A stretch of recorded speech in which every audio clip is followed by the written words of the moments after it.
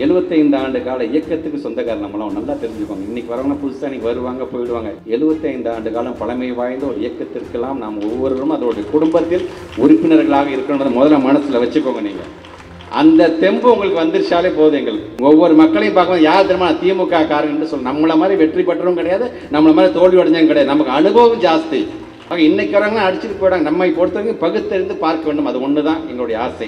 2 பேர் நான் பக்கத்து வீட்டுக்காரன் தான். பக்கத்து வீட்லேயும் ஒருத்தக்காரன் இங்கே வந்து கேட்குறான் இன்னொரு வீட்டுக்காரன்ட்ட, வீட்டில் விருந்தாளிகள்லாம் வராங்க, நான் உங்களுக்கு தேநீர் கொடுக்கணும், உங்ககிட்ட இருக்கிற பீங்காஞ்சாடி இருந்தால் கொடுங்கன்னு சொல்லி அந்த பீங்காஞ்சாடி எடுத்துகிட்டு போகிறாரு. சரி, இவரும் கொடுத்துட்டார். கொடுத்த 2 வாரம் 3 வாரம் 4 வாரம் ஆகுது, பீங்காஞ்சாடி கொடுத்த ஜாடி வரவே இல்லை. சரி, என்னதான்ப்பா பண்ணுறேன்னு அவர்கிட்ட கேட்கும்போது ஒரு 2 நாள் கழிச்சு அந்த பீங்காஞ்சாடியோட சேர்த்து 2 குட்டி பீங்காஞ்சாடியும் சேர்த்து கொடுக்குறாரு. என்னையா நான் ஒன்று தானே கொடுத்தேன், என்னையா குட்டி குட்டியாக இன்னும் நீ 2 தர?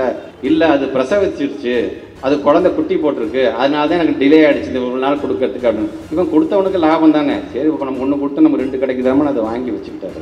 அடுத்த முறை மீண்டும் பார்த்தீங்கன்னா 1 மாதம் கழிச்சு எங்கள் வீட்டுக்கு விருந்தாளி வராங்க, எனக்கு ஒரு பீங்காஞ்சாடி கொடுங்க அப்படின்னு சொல்லும்போது இந்த ஃபஸ்ட்டு கொடுத்தவனுக்கு ஒரு ஆசை, சரி பீங்காஞ்சாடி கொடுத்தா 2 கொடுக்கலாம், நம்ம வெள்ளி ஜாடி கொடுக்கலாம்னுட்டு வெள்ளி ஜாடி கொடுத்துட்டான். சரி, வெள்ளி ஜாடியை வாங்கிட்டு போய் எங்கள் வீட்டில் உட்காந்து நம்ம வாங்கிட்டு போனவன் ஒரு 2 மாதமாக வரல. ஆனால் 2 மாதமாக வரல, 3 மாதமாக வரலையே அப்படின்னு சொல்லிட்டு ஒரு நாள் தெரு வீதியில் நடந்துட்டு வரும்போது கேட்குறான். அப்போ அந்த வெள்ளி ஜாடி கொடுத்தனா நீ எப்பப்பா நீ தருவ? இல்லை, அது பிரசவமாக இருக்குது, நான் தரேன் இது அப்படிங்கிறாங்க. சரி, ஒரு 2 நாள் ஒரு வாரம் திருப்பி 1 மாதம் கழிச்சு திருப்பி கேட்குறான். அப்போ அந்த வெள்ளி ஜாடி என்னப்பா இன்னும் பிரசவம் முடியல? இல்லை, அது பிரசவத்தில் செத்து போச்சு அப்படிங்கிறாங்க. அப்போ இவன் சொல்கிறான், என்னையா கதை விடுறியா? அது எப்படியா வெள்ளி ஜாடி எப்படியா பிரசவம், வெள்ளி ஜாடி எப்படியா குட்டி போகணும்? அப்படிங்கும்போது மனிதனுக்கு எப்போ இழப்பு தனக்கு வருதோ அப்போ தான் பகுத்தறிஞ்சு அவன் பார்க்குறான் என்று சொல்லும் பொழுது அதை நம்ம ஆரம்பத்திலேருந்தே பகுத்தறிந்து பாருங்கன்ட்டு நாம் சொல்கிறோம். நம்ம எல்லாம் பார்த்தீங்கன்னா இந்த மாதிரி மடமையில் மாட்டிக்கிட்டு முழிச்சுக்கிட்டு கிடக்குதுங்க அதுக்கெல்லாம். ஆக அவர்களுக்கு பாடம் சொல்லுகின்ற ஒரு மிகப்பெரிய வேலையை செய்வர் யார் என்று சொன்னால் தமிழ்நாட்டினுடைய தலைமை ஆசிரியராக இருக்கக்கூடிய நம்ம மாண்பு தமிழ்நாட்டுடைய முதலமைச்சர். 2026ஆம் தேர்தல் என்று வரும்பொழுது நம்மளை எதிர்த்து யாருன்னா சரி சும்மா சிங்கம் மாதிரி நிற்கிறாரு நம்மளால. அவர் சிங்கம் மாதிரி நிற்கிறான். அதற்கு காரணம் பின்னாடி நின்று கொண்டிருக்கின்ற நம்முடைய உடன்பிறப்புகள் என்பதை நீங்கள் மறந்துடக்கூடாது. நாம தான் சொல்ல தலைவரை நீங்கள் போங்க தலைவர், டெல்லிக்கு நாங்கள் வரோம், உங்களுக்கு பின்னாடி நாங்கள் இருக்கிறோம் என்று சொல்லக்கூடியவர்களாக நம்ம ஒவ்வொருவரும் இருந்திட வேண்டும் என்பதற்காக இதை சொல்கிறேன். சரிங்களா? இப்போ சவாலே யாருக்குன்னா நம்முடைய மாண்பு துணை முதலமைச்சர். அவர் எப்போ முதலமைச்சர் ஆகுதோ அப்போ அவருக்கு மிகப்பெரிய சவாலே காத்துட்டு இருக்குது. என்னப்பா கலைஞர் இதை செஞ்சுட்டாரு, நம்முடைய திராவிட மாடல் அரசு நாயகன் இதை செஞ்சுட்டாரு, நான் அடுத்தது என்ன செய்ய போறேன், அவர் காலகட்டத்தில் என்னென்ன வருமோ அதையும் அவர் கலைஞருடைய பேரனாக செய்து காட்டுவார் என்பதற்காக இதை நான் சொல்கிறேன். 2026ஆம் ஆண்டு நடைபெறுகின்ற தேர்தலில் அவர் வெறும் சேகர் பாபுவாக அல்ல, வாக்குகளை சேகரிக்கின்ற பாபுவாக கண்டிப்பாக தன்னுடைய கட்டுப்பாட்டில் இருக்கின்ற அனைத்து சட்டமன்ற தொகுதிகளிலும் அதிகப்படியான வாக்கு வித்தியாசத்தில் திராவிட முன்னேற்ற கழகம் வென்றது வென்றது வென்றது என்கின்ற செய்தியை தன்னுடைய உழைப்பின் மூலம் அவர் பெற்று தருவார் என்கின்ற நம்பிக்கை எங்களுக்கெல்லாம் இருக்கின்றது. உரையாற்றி அமர்ந்திருக்கின்ற நம்முடைய அண்ணன் நாஞ்சில் சம்பத் அவர்கள் சொன்னது போல இன்றைக்கு கடவுள் பெயரை வைத்து அரசியல் செய்கிறார்கள் என்று ஒரு அழுத்தம் திருத்தமாக சொன்னார். தமிழ் கடவுள் என்று சொன்னால் நம்மை பொறுத்தவரைக்கும் முத்தமிழர் கலைஞரை தவிர நாம் வேறு யாரையும் சிந்தித்து பார்ப்பதில்லை. தமிழால் தமிழ் இனத்திற்காக தமிழகத்தை 5 முறை ஆண்டவர் அல்லவா அந்த தமிழ் ஆண்டவர். ஆக அப்படி நம்முடைய முத்தமிழர் கலைஞர் 5 முறை ஆண்டார் என்று சொன்னால் அதற்கு காரணம் அந்த உழைப்பு. அதை தான் இங்கே அவர் பேசும்பொழுது அந்த புராண கதையின் மூலம் மிக அழகாக தெளிவாக உழைப்புக்கான அந்த உரிய அங்கீகாரத்தை தருவது நம்முடைய தமிழ் இனம் என்பதை அழுத்தம் திருத்தமாக சொல்கின்ற அளவில் தான் ஒட்டுமொத்தமாக அந்த உலகை சுற்றி வந்த அந்த முருகனை பற்றி அங்கே எடுத்து சொல்லியிருக்கிறார். அப்படி நமக்கான இன்றைக்கு ஒட்டுமொத்த தமிழ் இனத்திற்கான ஒரு அரணாக ஒரு ஆண்டவனாக விளங்கக்கூடியவர் திராவிட மாடல் அரசை நடத்தி கொண்டிருக்கின்ற நம்முடைய மாண்புக்கு தமிழ்நாட்டுடைய முதலமைச்சர். அதனால்தான் நான் உழைப்புக்கு அங்கீகாரம் என்று சொன்னேனே, அந்த அங்கீகாரத்தை யாரிடமிருந்து அவர் பெற்றார் தெரியுமா? நம் நெஞ்சமெல்லாம் நிறைந்திருக்கின்ற முத்தமிழர் கலைஞருடைய வாயிலாகவே உழைப்பு உழைப்பு உழைப்பு. அதற்கு பெயர் தான் தம்பி ஸ்டாலின் என்கின்ற பெயரை பெற்றவர் நம்முடைய தமிழ்நாட்டுடைய முதலமைச்சர் அவர்கள். நம்முடைய அண்ணன் நாஞ்சில் சம்பத் அவர்கள் சொன்னதுலேருந்தே கொஞ்சம் நினச்சி பாருங்கள். உதாரணத்துக்கு நம்முடைய மாண்புமிகு அமைச்சர் அண்ணன் அவர்கள் எடுத்துக்கொள்ளுங்கள்.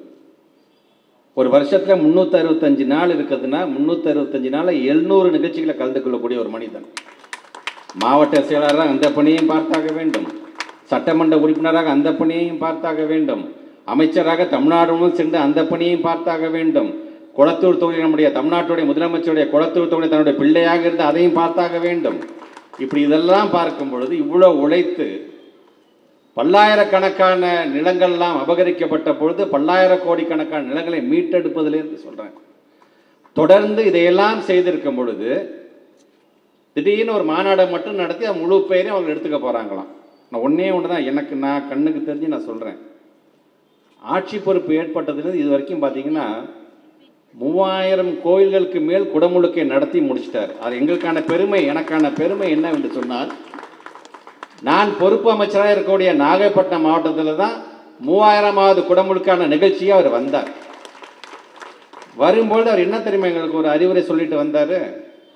அண்ணா, இது 3000வது குடமுழுக்கு, எப்படியும் ஒட்டுமொத்தமாக தமிழினமே இதை கொண்டாடப் போகின்றது. ஆனால் அதற்கு நான் வரும்பொழுது அந்த பதாகைகள் வைக்கும்போது தயவுசெய்து என்னுடைய புகைப்படம்லாம் அதில் இருக்கக்கூடாது, இது கடவுளுக்கானது என்று சொன்னால் கடவுளோட புகைப்படத்தை வையுங்கள் என்று அவர் சொன்னார். நானும் பார்க்குறேன், நாளைக்கு நடைபெறுகின்ற ஒரு மாநாட்டில் முருகனை காட்டிலும் முக்கியஸ்தரோட ஃபோட்டோ தான் பெருசாக இருக்காங்க. ஆக யார் எதை வைத்து அரசியல் செய்கிறார் என்பதை இங்கே அண்ணன் நாஞ்சி சம்பந்தம் மிக வேதனையோடு எடுத்து சொன்னார். ஒவ்வொருத்தருக்கும் ஒவ்வொரு நம்பிக்கை நாங்கள் என்றைக்குமே நாங்கள் குறுக்கீடு செய்வதில்லை. ஆனால் இவங்க செய்கிறதெல்லாம் பார்க்கும்போது முத்தமிழர் கலைஞருடைய வார்த்தைகள் தான் எங்களுக்கு ஞாபகத்துக்கு வருகிறது.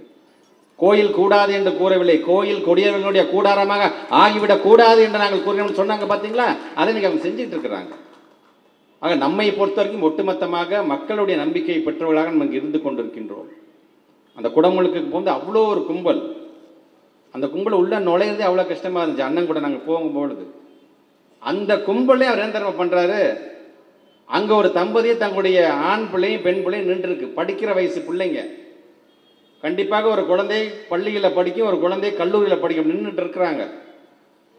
உள்ளே நுழையும் போது எல்லாரும் ஒதுங்கி வராங்க, அமைச்சர் வராங்க, ஒதுங்குன்னு சொல்லும்போது இவர் என்ன நினைச்சாருன்னு தெரியல. அந்த 2 பிள்ளைங்க மட்டும் கையோடு பிடிச்சி கூட கூட்டிகிட்டு போகிறார். உள்ளுக்குள்ளார் வாங்கப்பான்னு சொல்லி உள்ளே கூட்டிகிட்டு போகிறார். ஒட்டுமொத்த ஜனங்களும் பார்க்குது, அவங்க பெற்றவங்களும் பார்க்குறாங்க. உள்ளே வந்து அங்கே ஒவ்வொரு இடமாக அந்த குடமுழுக்குனது ஒவ்வொரு இடத்துல அந்த பிள்ளைங்களுக்கு முதல்ல மரியாதை செய்யுங்க, அதுக்கப்புறம் எங்கள் அமைச்சராக இருக்க எங்களுக்கு மரியாதை செய்யுங்க நின்று பார்க்குறாரு. நாங்களும் விட்டு பார்த்துக்கிட்டே இருக்கேன். நான் கூட அண்ணனுக்கு எதுவும் தெரிஞ்சவங்களா இருப்பாங்களா, இல்லை அண்ணன் கூட வந்தவங்களா என்று நான் விட்டு நோக்கி பார்த்துக்கிட்டே இருக்கேன். நானும் ஒட்டுமொத்தம் முடிஞ்சு வந்ததுக்கு அண்ணனுக்கு அது யாருன்னு தெரியாது. ஆனால் ஒரு இளைய சமுதாயம் அங்கே நிற்கிறாங்க, இந்த கோயில் உள்ளே போகணும்னு ஆசைப்படுறாங்க. அந்த பிள்ளைங்களால் உள்ளே நுழைய முடியும் போது தான் புள்ள மாதிரி அந்த பிள்ளைங்க உள்ளே கூட்டிகிட்டு போகிறாங்க. ஆக இது எங்கேருந்து வருகிறது என்று சொன்னால், தன்னுடைய அரசியல் தலைவராக இருக்கிற மாண்புமிகு தமிழ்நாட்டு முதலமைச்சர் வருகின்ற அந்த பண்பாக இதை நான் பார்க்கிறேன். வெளியில் வந்தோன்னே அந்த பிள்ளைங்க அந்த குடும்பம் எந்த கட்சியை சார்ந்தவங்க எனக்கு தெரியாது, யாருக்கு ஓட்டு போட்டாங்கன்னு தெரியாது, யாருக்கு ஓட்டு போட போகிறாங்கன்னு எனக்கு தெரியாது. ஆனால் என்னை பொறுத்த வரைக்கும் அண்ணன் நாகப்பட்டினத்தை நின்றுச்சுன்னா கண்டிப்பாக அண்ணனுக்கு அந்த ஓட்டை அந்த பிள்ளைங்க கண்டிப்பாக போடுவாங்கன்ற அளவிற்கு அந்த பிள்ளைங்களுடைய உள்ளத்தை கொள்ளுகிறாங்க. வெளியில் வந்து அந்த பிள்ளைங்களாம் அண்ணன்கிட்ட வந்து செல்ஃபி எடுத்துக்க, திருப்பி நாங்கள் எப்போ பார்க்க போகிறோன்னு தெரியல, திருப்பி எங்களை அந்த முகம் ஞாபகத்துக்கு வருமானு கூட தெரியவில்லை. ஆனால் கிடைக்கின்ற அந்த வாய்ப்பை எல்லாம் நாங்கள் ஒரு மக்கள் பிரதிநிதிகள், உங்களுக்கு சேவை செய்யக்கூடிய அங்கே ஒரு சேவர்கள் என்று நினைக்கக்கூடிய அந்த பண்பு இருக்குது பார்த்தீங்களா, அது எங்களுக்கெல்லாம் எங்கேருந்து வருகிறது என்று சொன்னால் இன்றைக்கு திராவிட மாடல் அரசு நடத்தி கொண்டிருக்கிற தமிழ்நாட்டு முதலமைச்சர் தான் வருகிறது. ஆக அவருக்கு தலைவராக இருந்தவர் யார் என்று சொன்னால், இன்றைக்கு 102வது பிறந்த நாளை கொண்டாடி கொண்டிருக்கின்றோமே முத்தமிழர் கலைஞருடைய பிறந்த நாள். அந்த தலைவரை பற்றி தான் இன்றைக்கி நம்ம எல்லாம் பேசுவோம். இந்த தொகுதியிலேருந்து ஆரம்பிங்களேன். 1957 தான் முதலாக திராவிட முன்னேற்ற கழகம் அரசியலில் நிற்கலாமா, எலெக்ஷனில் நிற்கலாமா என்று முடிவு செய்து நின்ற ஆண்டு. நின்று வெற்றி பெற்ற முதல் வேட்பாளர் நம்முடைய இனமான பேராசிரியர் என்ற பெருமையை பெற்றிருக்கின்ற ஒரு மிகப்பெரிய ஒரு தொகுதி இந்த தொகுதி. அந்த பேராசிரியருடைய உற்ற தோழனாக, உயிர் தோழனாக, நண்பனாக இருந்த நம்முடைய முத்தமிழர் கலைஞருடைய பிறந்தநாளை இன்றைக்கு நாம் கொண்டாடி கொண்டிருக்கின்றோம். ஒட்டுமொத்தமாக இந்த சென்னை என்று வரும்போது இந்த சென்னையுடைய வளர்ச்சிக்கு வித்திட்டவர் யார் என்று சொன்னால் நம்முடைய முத்தமிழர் கலைஞர். யாரும் மறுக்கவே முடியாது. பல ஊர்லேருந்து இங்கே வந்து இங்கே தங்கியிருந்து இங்கே தங்களுடைய பிழைப்புகளை நடத்தி கொண்டிருக்கிறாங்க, தங்களுடைய குடும்பத்தை நடத்தி கொண்டிருக்காங்க. கோடான கோடி மக்கள் நன்றாக வாழ்வதற்காக இந்த சென்னைக்கு மட்டும் பல்வேறு திட்டத்தை கொண்டவர் முத்தமிழர் கலைஞர் அவர்கள். ஆம், திருக்கோயிலில் பிறந்தார், திருவாரூரில் வளர்ந்தார், சேலம், கோயம்புத்தூர் 2 திரைத்துறை சார்ந்திருக்கின்ற தன்னுடைய பணிகளாக முடிச்சு கடைசியாக அது எங்கே வந்து செட்டில் ஆனார்னா இந்த சென்னையில் தான். நல்லா நினச்சி பாருங்கள், 1957 அவரும் ஒரு சட்டமன்ற, எங்கள் சட்டமன்ற உறுப்பினர், நான் சார்ந்திருக்கிற திருச்சி மாவட்டத்தில் குளித்தலையோட சட்டமன்ற உறுப்பினராக இருந்தவர் முத்தமிழர் கலைஞர் அவர்கள். 59 மாநகராட்சியோட தேர்தல் வருகின்றது. அவர் குளித்தலையை சார்ந்திருக்கின்ற சட்டமன்ற உறுப்பினர் அங்கே தான் இருப்பார். ஆனால் அண்ணா யாரை இங்கே அழைச்சிட்டு வந்து அவர் தேர்தலுடைய பொறுப்பாளராக போட்டார் என்று சொன்னால் முத்தமிழர் கலைஞரை இங்கே அழைத்து வந்து நீ தான் பொறுப்பாளர் இருந்து பார்க்கணும் என்று சொல்லுகிறார். சென்னை மாநகராட்சி தேர்தலில் குளித்தலை சட்டமன்ற உறுப்பினருக்கு அந்த பொறுப்பை வழங்குகிறார் என்று சொன்னால் அந்த 59 தேர்தல் நாம் வெற்றி பெற்று மாநகராட்சியை நம்ம கைப்பற்றுகிறோம் என்று சொன்னால் இந்த சென்னையை பற்றி எந்த அளவுக்கு அறிந்தவராக முத்தமிழர் கலைஞர் அன்றே இருந்திருப்பார் என்பதை நீங்கள் சிந்தித்து பார்க்க வேண்டும். ஆக அப்படிப்பட்ட முத்தமிழர் கலைஞர் அவர்களை பொறுத்தவரை நீங்கள் சென்னையில் பல இடங்களில் போனீங்கன்னா பல பேர் அவருடைய பெயரை தாங்கி கொண்டிருக்கின்றது. சரி, கலைஞர் அப்படி என்னெல்லாம்ப்பா செஞ்சிருக்கிறார் அப்படின்னு நீங்கள் ஒன்றே ஒன்று மட்டும் நான் சொல்கிறேன்.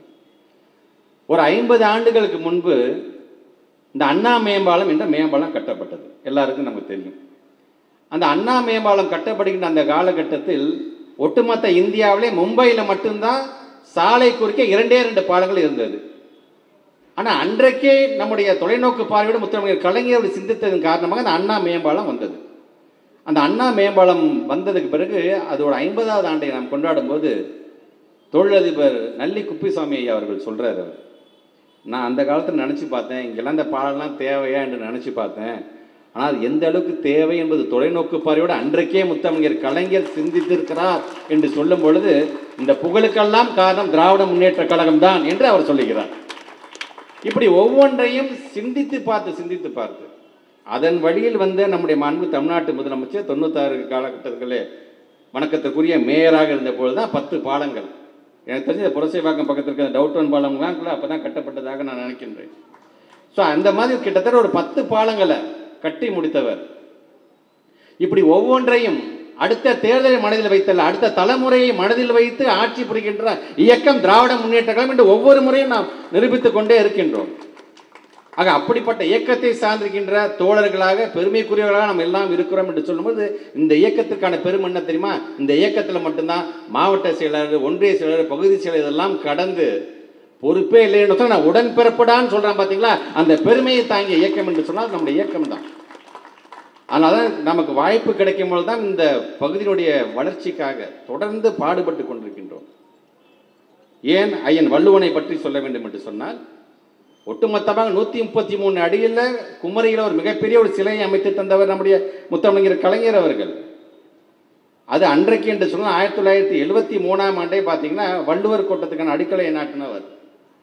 இன்றைக்கு அதே வள்ளுவர் கோட்டத்தை இன்றைக்கு புனரமைத்து இன்றைக்கு அனைவரும் இன்றைக்கு உள்ளே வந்து ஆசையோடு பார்க்கக்கூடிய இடமாக மாற்றி காட்டியவர் நம்முடைய திராவிட மாடல் அரசியை சார்ந்திருக்க நம்முடைய தமிழ்நாட்டு ஏறத்தாழ 80 கோடி ரூபாய் இன்றைக்கி செலவு செஞ்சுருக்கிறோம். இது எதற்காக? நம்முடைய கலாச்சாரத்தை, நம்முடைய பண்பாட்டை எடுத்து சொல்லுகின்ற ஐயனுடைய திருக்குறளை நாம் போற்றிட வேண்டும் என்பதற்காக செய்யப்பட்டது. சரி, செஞ்சாரு, திறந்தாரு, எல்லாம் முடிஞ்சிருச்சு. ஆனால் முதல் நிகழ்ச்சி என்ன நிகழ்ச்சி தெரியுமா நடத்திட்டு இருக்கிறாரு? இப்போ அங்கே நடந்துட்டு இருக்க நிகழ்ச்சி என்ன தெரியுமா? மாற்றுத்திறனாளிகள் நம்முடைய திராவிட மாடல் அரசுக்கு நன்றி தெரிவிக்கின்ற ஒரு விழா. எதற்கான நன்றி? இதுவரைக்கும் நடந்த உள்ளாட்சி அமைப்பு தேர்தல்களில் இனி மாற்றுத்திறனாளிகளும் பங்கு பெற வேண்டும் என்ற விதத்தில் ஒரு சட்டத்தை கொண்டு வந்தார் பார்த்தீங்களா, அதற்கான ஒரு நன்றி. அது ஒன்றுக்கு மட்டும்தான் நன்றியா? ஒட்டுமொத்தமாக இந்த 4 ஆண்டுகளில் மாற்றுத்திறனாளிகளுக்கு மட்டும் ஏறத்தாழ 60க்கும் மேற்பட்டுகின்ற அரசாணையை கொண்டு வந்தார் பார்த்தீங்களா, அதற்கும் சேர்த்து நீங்கள் ஒரு நன்றி விழா நடத்தப்பட்டுக் கொண்டிருக்கின்றது. ஒரே ஒரு கம்பாரிசன் மட்டும் பாருங்க. நீங்கள் நம்முடைய முத்தமிழர் கலைஞர் அவர்களையும் நம்முடைய தலைவர்களையும் நீங்கள் பார்க்கும் பொழுது பெண்களுக்கு சொத்தில் சம உரிமை வேண்டும் என்று அன்றைக்கே சொன்னவர் முத்தமிழர் கலைஞர் அவர்கள். இன்றைக்கு அந்த பெண்களுக்கான மகளிர் உரிமை தொகையாக மாதம் 1000 ரூபாய் தருவோர் நம்முடைய திராவிட மாடல் அரசு நடத்தி கொண்டிருக்கின்ற மாண்புமிகு தமிழ்நாட்டுடைய முதலமைச்சர் அவர்கள். அன்றைக்கு பேருந்து என்று பார்த்தீங்கன்னா நகரப்பகுதியில் மட்டும்தான் நீங்கள் போயிட்டு இருக்கீங்க, குக்கிராமத்தில் பேருந்தெல்லாம் கிடையாது. அதை அரசுடைமை ஆக்கியவர் யார் என்று சொன்னால் முத்தமிழர் கலைஞர் அவர்கள். இன்றைக்கு அதே பேருந்தில் எங்களுடைய பெண்கள் எல்லாம் கட்டணமில்லாமல் பயணம் செய்யலாம் என்று விடியல் பயணத்தை கொண்டு வந்தவர் நம்முடைய திராவிட மாடல் அரசு நடத்தி கொண்டிருக்கின்ற தமிழ்நாட்டுடைய முதலமைச்சர் அவர்கள்.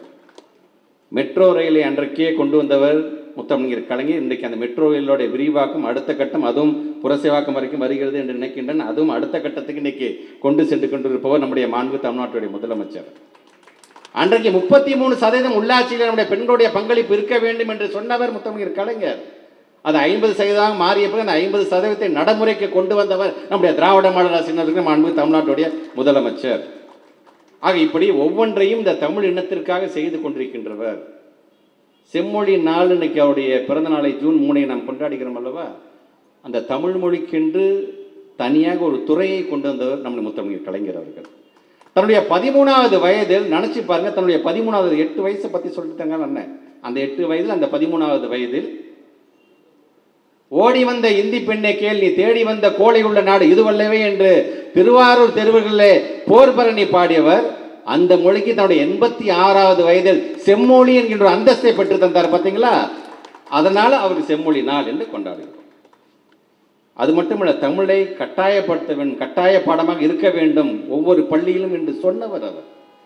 பல பள்ளிகளை கட்டினார், பல கல்லூரிகளை கட்டினார், செம்மொழி பூங்கா என்ற பல பூங்காக்களை கட்டினார், பல வாரியங்களை கொண்டு வந்தார். இப்படி முத்தமிழ் கலைஞரை பற்றி சொல்லி நீங்கள் சொல்லிக்கிட்டே போகலாம். நீங்கள் இன்றைக்கு கலைஞர் 2.0 நம்முடைய மாண்புக்கு தமிழ்நாட்டினுடைய முதலமைச்சர் முத்துவேல் கருணாநிதி ஸ்டாலின் அது ஒவ்வொன்றையும் பார்த்து பார்த்து அடுத்த கட்டத்துக்கு கொண்டு போகிறாரு. பார்த்தீங்களா? இப்போ சவாலே யாருக்குன்னா நம்முடைய மாண்புக்கு துணை முதலமைச்சர். அவர் எப்போ முதலமைச்சர் ஆகுதோ அப்போ அவருக்கு மிகப்பெரிய சவாலே காத்துட்டு இருக்குது. என்னப்பா கலைஞர் இதை செஞ்சுட்டாரு, நம்முடைய திராவிட மாடல் அரசு நாயகன் இதை செஞ்சுட்டாரு, நான் அடுத்தது என்ன செய்ய போறேன், அவர் காலகட்டத்தில் என்னென்ன வருமோ அதையும் அவர் கலைஞருடைய பேரனாக செய்து காட்டுவார் என்பதற்காக அதை நான் சொல்கின்றேன். இப்படி கலைஞருடைய புகழை நாம் பாராட்டுகின்றோம், போற்றுகிறோம் என்று சொன்னால் ஏதோ இந்த பகுதி மட்டும் தமிழ்நாடு இருக்கின்ற ஒவ்வொரு இடத்துலையும் பட்டி தொட்டிகள்லாம் இந்த கலைஞர் கலைஞர் கலைஞர்னு சொல்லும்போது நம்மளை அறியாமல் ஒரு உத்வேகம் நமக்கு பிறக்குது. பார்த்தீங்களா? வரைபடத்தில் கஷ்டப்பட்டு தேடினா தான் திருக்கோளைங்கிற கிராமத்தை கண்டுபிடிக்க முடியும், இல்லைன்னா கண்டுபிடிக்க கூட முடியாது.